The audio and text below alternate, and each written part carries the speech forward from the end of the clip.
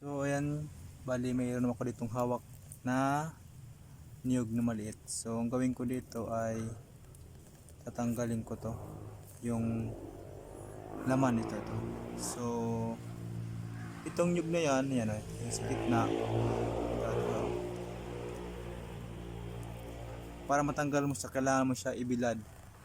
Yan o, nabilad ko na siya ng isang araw yata to o dalawa.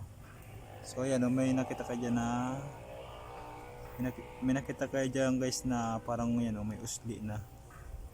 Ayan o, nagtuklap na siya eh. So pwede na yan tanggalin.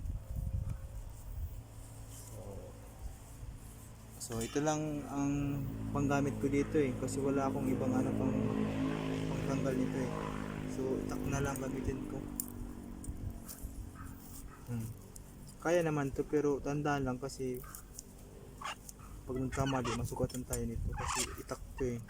Hindi naman talaga to yung pang tanggal nito.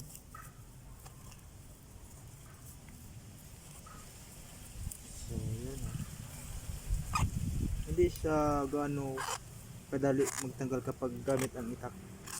Pero kung mayroong pangtanggal sana, madali lang. Paikot lang to eh.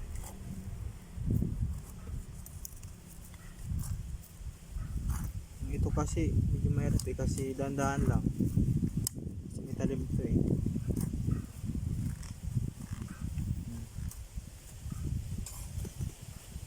Yan o. Ito yung kukunin ko dyan. Ayan o.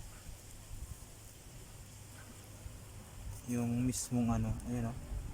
Tanggal na.